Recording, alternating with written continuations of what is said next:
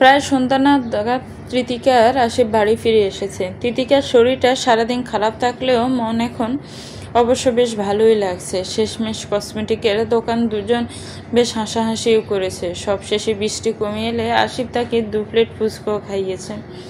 দুজনকে খুশি মনে বাড়ি ফিরতে দেখে আমিনা নিজেও অনেক খুশি হলো। যাক, আজ রাতেই সে আসল কথাটা দুজনকে জানিয়ে দেবে। আর যেহেতু তিতিকার এখানে থাকার জন্য একটাই ঘর আছে, সেক্ষেত্রে আসিফ একটু পরেই এখান থেকে চলে যাবে। আর আমিনা চাইছে তার আগেই দুজনের সাথে বিশেষ বিষয়টা সম্পর্কে সব কথা বলে ফেলবে। এদিকে তিতিকা বাড়ি ফিরে সবার আগে ফোনটা বের করলো।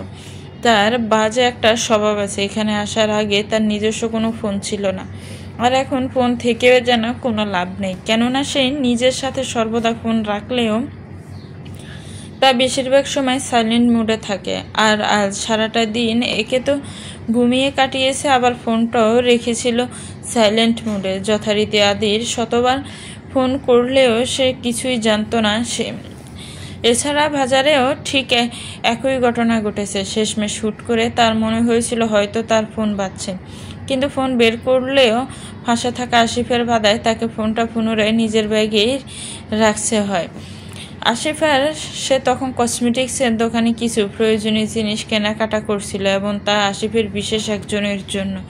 তিতিকা আজ আসিফের একটা গোপন কথা জেনেছে। আসিফ তাকে তার প্রিয়তমা সম্পর্কে তিতিকাকে জানিয়েছে। এটা শুনে তিতিকা তো শুরুতে বিশ্বাসই করতে পারছিল না।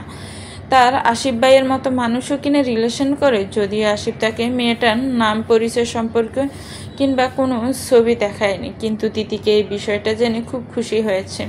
তার আসিফ ভাই সত্যি একটা ভালো মানুষ, এবং আসিফের সেই প্রিয়তমার জন্যই মূলত তারা দুজন কসমেটিকের দোকানে অনেকটা সময় কাটিয়েছে।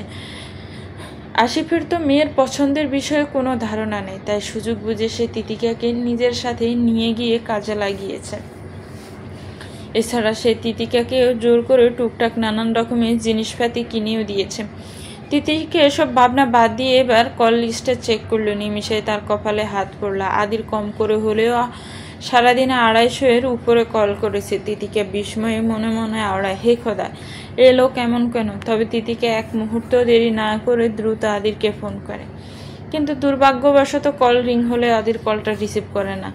তিতিকা বিষয়টা স্বাভাবিকভাবে নিয়ে পুনরায় কল করে, কিন্তু এবারও সে একই ঘটনা। নিমিষেই তিতিকার কপাল কুঁচকে যায়।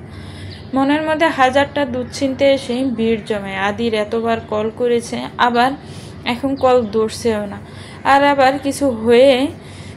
কিছু হয়ে যায়নি তো। তিতিকে এবারে যেন কিছুটা অস্থির হয়ে ওঠে। সে আদিরকে একের পর এক ফোন করেও কোনো লাভ হয় না। এদিকে আমিনা হঠাৎ তিতিকাকে ফোন নিয়ে ব্যস্ত হতে দেখে বলল, তিতিকা, তোরা যখন বাজারে ছিলি তখন তোর অফিসের এক স্যার আসছিল, বলল তোর সাথে কি দরকারি কথা আছে। আমিনার কথা শুনে তিতিকার কপাল কুঁচকে যায়। সে আমিনার দিকে এগিয়ে গিয়ে বলল, কে এসেছিল বড় মা?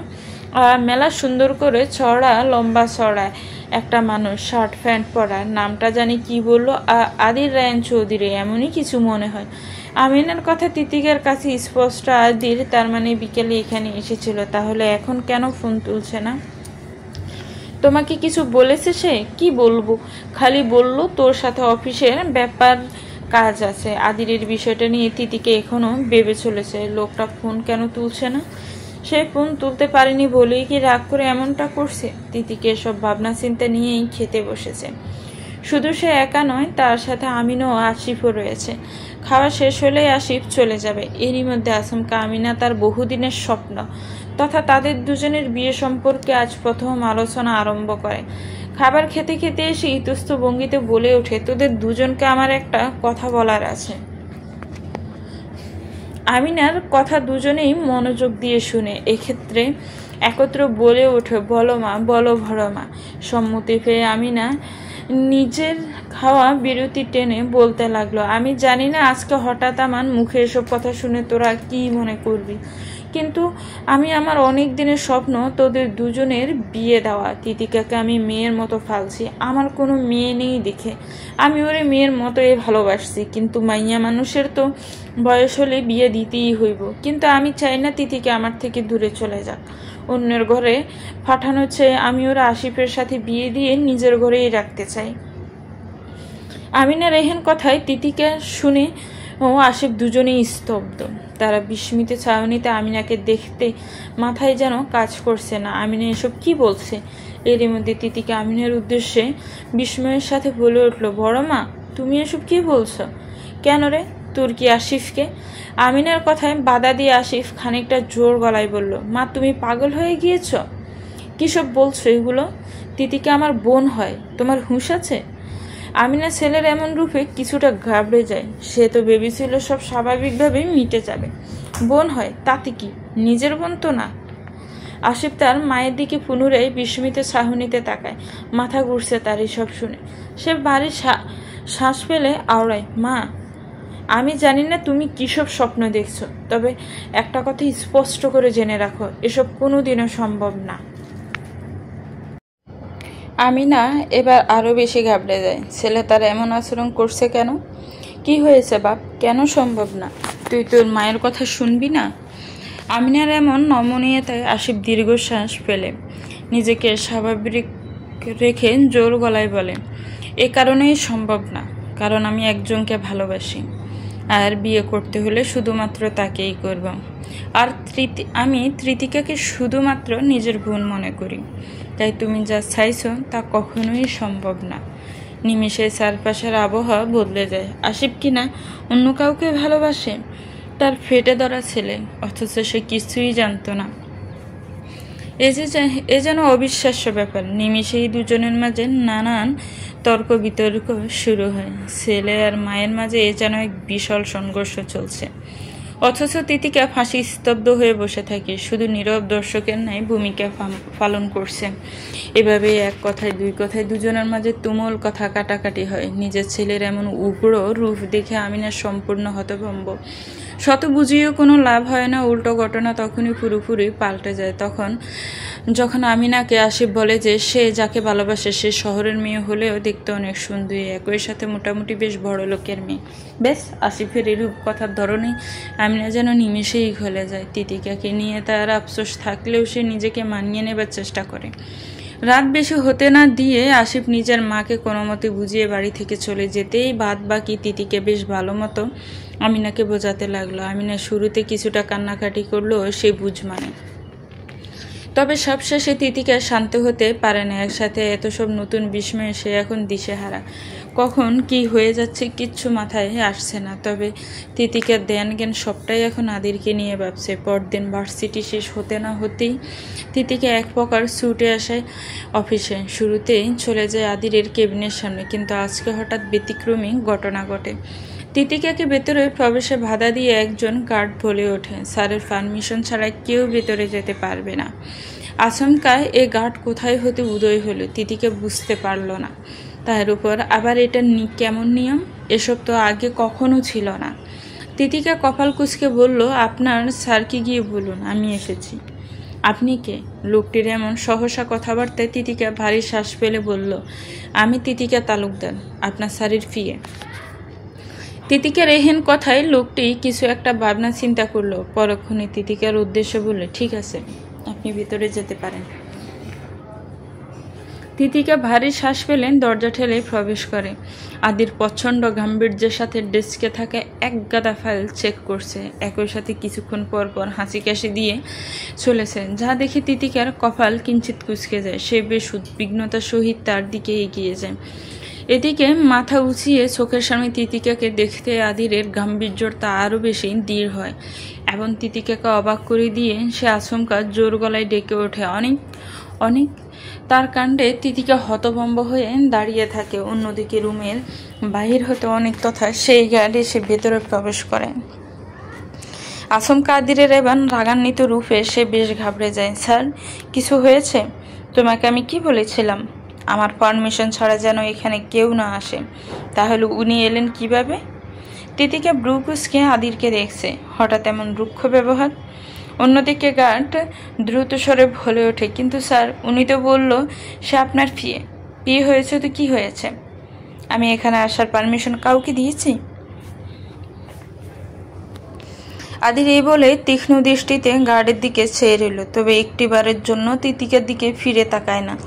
অন্যদিকে গার্ড আদিরের শান্ত গম্ভীর্যতাকে উপলব্ধি করে দ্রুত তিতিকার উদ্দেশ্যে আওড়ায়, ম্যাডাম আপনি প্লিজ আসেন না হয়।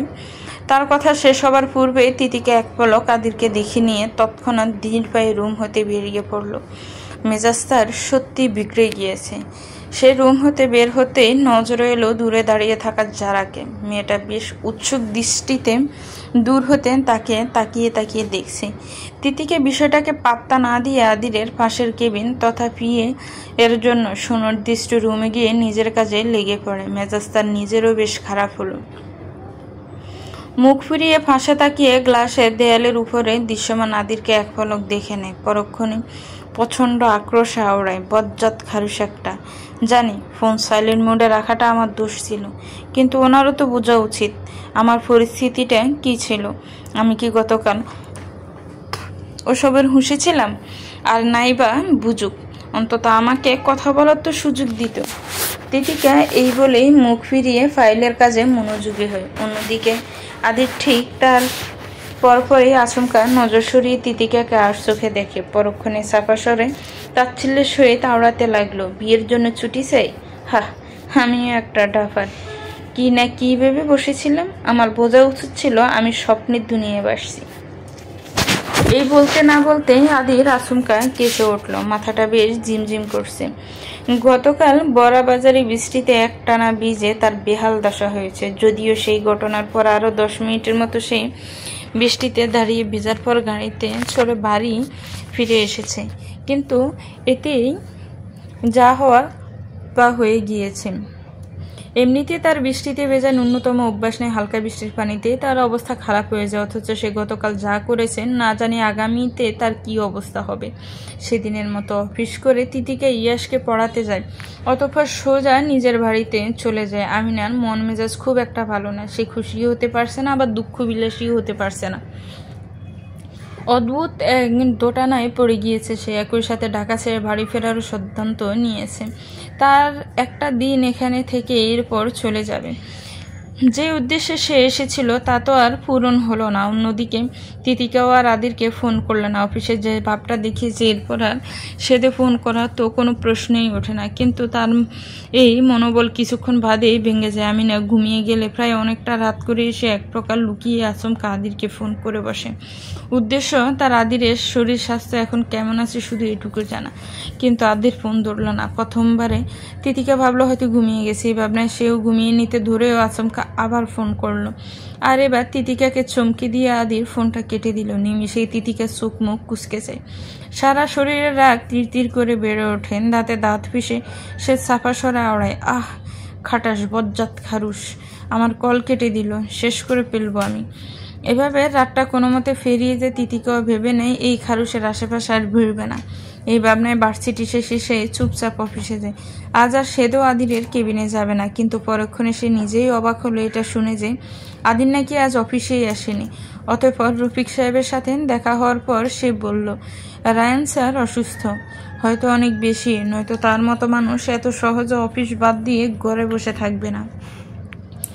রফিক সাহেবের কথায় তিতিকে এইটুকু তো আন্দাজ করে নেয় যে আদি সত্যি অনেক অসুস্থ, কিন্তু সে তো তার ফোনটাও তুলছে না। কথা বলতে না পারলে জানবে কি করে তার বর্তমান অবস্থা কি? যে মানুষটা তার জন্য এত কিছু করলো, মানবতার খাতিরে তার জন্য এত কিছু করা উচিত। তিতিকে ভারী শ্বাস ফেলে নিজের কাজে মনোযোগী হওয়ার চেষ্টা করে, কিন্তু লাভ হয় না। কোনোভাবে কাজে মন গলাতে পারছে না। ঘুরে ফিরে সেই আদিরের চিন্তায় মাথায় সেই ঘুরপাক খাচ্ছে। বারংবার এদিক ওদিক নজর ফিরিয়ে আদিরের কেবিনের দিকে তাকাচ্ছে, অথচ গম্ভীর মুখ খারুসটার কোনো দেখা নেই। তিতিকা বেশ বিরক্ত হয়। অফিস টাইম শেষ হবার আগে এসে অফিস হতে বেরিয়ে এলো। একে তো বাড়িতে তার কাকিমা আছে, অন্যদিকে আবার ঈশানের কাছেও যেতে হবে, কিন্তু তার মন তো চাইছে অন্য কিছু। আদিরের বাড়ির পথ সে পুরোপুরি না চিনলেও হয়তো খোঁজখবর নিয়ে বাসা অবধি পৌঁছেই যাবে, কিন্তু কথা তো তা নয়। একা একা আদিরকে না জানিয়ে তার বাসা অবধি যাওয়াটা কি ঠিক হবে? এত সব দ্বিধাদ্বন্দ্ব নিয়ে তিতিকা অফিস হতে সোজা ইয়াসকে পড়াতে এসেছে, কিন্তু এখানে এসে যেন পড়লো আরেক বেজালে। ঈশানী বাড়িতে নেই, সে তার প্রয়োজনে বাড়ির বাহিরে গিয়েছে। তবে ইয়াস আর হাফসা বেগম বাড়িতে রয়েছে, কিন্তু এই সুযোগে ইয়াস শুরু করেছে এক নতুন বাহানা। সে আজ পড়বে না, কারণ সে তার মামুর কাছে যাবে। অনেক দিন হলো তার সাথে দেখা না হওয়ায় ইয়াসের মন বেশ খারাপ।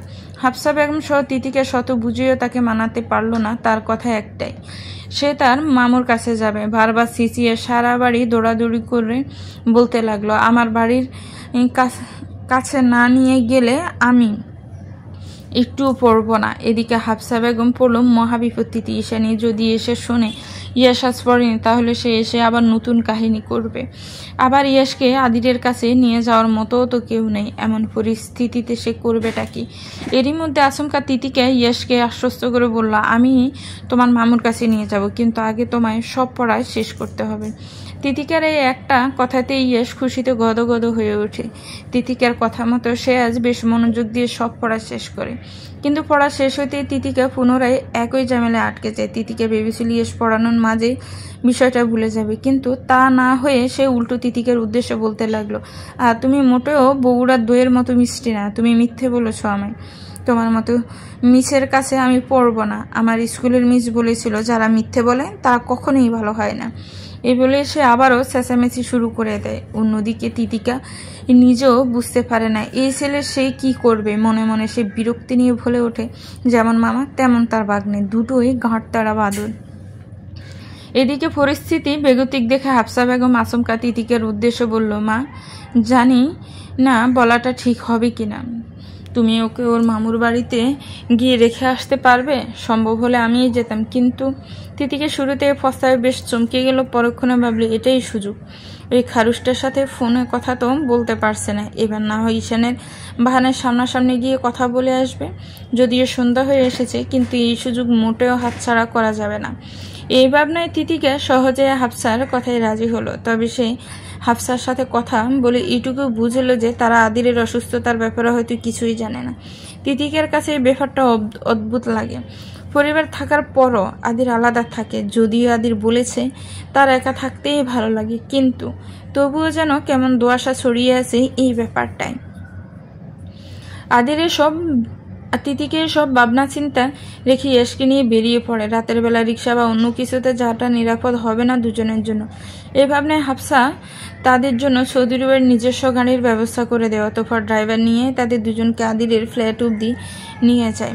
এরই মাঝে তিতিকে আর কাকিমাকে ফোন করে জানিয়ে দেয় তার বাড়িতে ফিরতে কিছুটা দেরি হবে, তাই সে যেন দুশ্চিন্তা না করে। ঠিক সন্ধ্যা রাতে এসে তারা দুজন নির্দিষ্ট গন্তব্যে এসে পৌঁছায়, কিন্তু নিচে দাঁড়িয়ে থাকা গাড়ি প্রথম বাধা হয়ে দাঁড়ায়। তাদের দুজনের পরিচয় জানতে চাইলে ইয়াস আচমকা বলে ওঠে, আদির মামুকে গিয়ে বলুন আমরা এসেছি। মধ্যবয়স্ক গার্ড কিছুটা কপাল কুঁচকে বলে, কিন্তু আপনারা আদি স্যারের কি হন তা তো বলবেন। তিতিকে এবার কিছু বলতে নেবে, তার আগে আবার ইয়াস আবারও বলে ওঠে, আমি মামুর ভাগ্নে এবং বাতিজা দুটোই হই। ইয়াসের কথায় গার্ড আশ্বস্ত হয় এবং সে সোজা আদিরকে ফোন করে বলে, স্যার দুজন এসেছে আপনার সাথে দেখা করতে। গার্ডের কথার প্রত্যুত্তরে এক গম্ভীর কণ্ঠস্বর ভেসে এলো, কারা এসেছে? গার্ড তিতিকা আর ইয়াসকে অদ্ভুত নজরে এক ফলক দেখে নিয়ে বলল, আপনার বাগ্নে বাতিজি। বাগ্নে অবধি ঠিক ছিল, কিন্তু বাতিজিটা কে? তিতিকা নিজেকে একবার দেখে নিয়ে কেসে উঠল। অন্যদিকে আদিরও কপাল কুঁচছে ভাবতে লাগলো, গার্ড এসব কি বলছে। পরক্ষণে কি যেন ভেবে নিয়ে বিরক্তি ভঙ্গিতে মনে মনে আওড়ায়, ঈশানীকে বাতিজি বানিয়ে দিয়েছে, দাফার একটা। কিন্তু মুখে সে বলল, ঠিক আছে ভেতরে আসতে দাও। এদিকে ভেতরে যাবার পারমিশন পেয়ে ঈশান বেশ খুশি হলো। তিতিকে আড়ালে মুখ বেংসিয়ে আওড়ায়, যত সব ডং। গার্ডের ফোন ধরতে 2 সেকেন্ড লাগে না, আর এদিকে আমি যে ফোন করতে করতে পাগল হয়ে যাচ্ছি, তবুও উনি ফোন ধরে না। কলিং বেল বেজে উঠতে আদির তৎক্ষণাৎ দরজা খুলে বেরিয়ে এলো। পরনে ট্রাউজার আর কালো রঙের হুডি, হাতে একটা রুমাল, চোখ মুখ লাল হয়ে রয়েছে। বারংবার হাসি দিতে দিতে পর্ষা নাকটাও কেমন লালচে হয়ে উঠেছে, চুলগুলো বেশ এলোমেলো। নিজের সম্মুখে ইয়াসকে দেখে আদির বিস্তৃত হাসলো। নিজে অসুস্থ বিদে হুট করে আর তাকে বরাবরের মতো কোলে তুলে নেওয়া হলো না, বরং সে ইয়াসের উদ্দেশ্যে বলল, বাড়ি তুমি যে এখানে আসবে তা আমায় আগে বলনি কেন? আর কেমন আছো তুমি? ইয়েস মামু, আমি তো অনেক ভালো আছি, কিন্তু তুমি কি অসুস্থ? তুমি এমন দেখা যাচ্ছে কেন? আদি জোরপূর্বক হাসার চেষ্টা করে। বাসার ভেতরের দিকে এগিয়ে যাওয়ার উদ্দেশ্যে পা বাড়িয়ে আওড়ায়। ওই একটু বৃষ্টিতে ভিজে ঠান্ডা লেগে গিয়েছে। বাই দ্য ওয়ে, তোমার মাম্মাম কোথায়? মাম্মাম তো আসেনি। আদির এক প্রকার চমকে পেছনে ফিরে তাকায়। ইয়াসকে সন্ধিয়ান দৃষ্টিতে চেয়ে দেখে বলল, ঈশানী আসেনি? তাহলে তুমি কার সাথে এসেছো? আদিরের কথা শেষ হতে না হতে দরজার পাশ হতে আচমকা তিতিকে বেরিয়ে আসে। আদিরকে এক প্রকার চমকি দিয়ে বলে ওঠে, আমার সাথে। আদির তিতিকার মুখশ্রীর দিকে বিস্ময়ের দৃষ্টিতে তাকিয়ে থাকে। এদিকে ইয়াসও বিস্তৃত হেসে বলল, ওই তো মিস তেতকা, সরি মিস রসগোল্লার সাথে। ইয়াসের কথা আদির নিরুত্তর থেকে তিতিকার উদ্দেশ্য বলল, আপনি এখানে? তিতিকে নিজেকে স্বাভাবিক রেখে বিস্তৃত হেসে টানাসরে বলল, আসসালামু আলাইকুম রহমতুল্লাহি ওয়া বারাকাতু। আপনি ভালো আছেন স্যার? চলবে। তো ভিউয়ার্স, গল্পটার এই পর্ব কেমন লাগেছে একটু কমেন্টস করে জানাবেন। গল্পটা ভালো লাগলে একটু লাইক করবেন, গল্পটাকে শেয়ার করবেন, আর আমার চ্যানেলটাকে প্লিজ সাবস্ক্রাইব করবেন। যারা অলরেডি সাবস্ক্রাইব করে রেখেছেন তাদেরকে অনেক অনেক ধন্যবাদ। ভালো থাকবেন, সুস্থ থাকবেন, আমার চ্যানেলের সাথেই থাকবেন। আল্লাহ হাফেজ, আসসালামু আলাইকুম।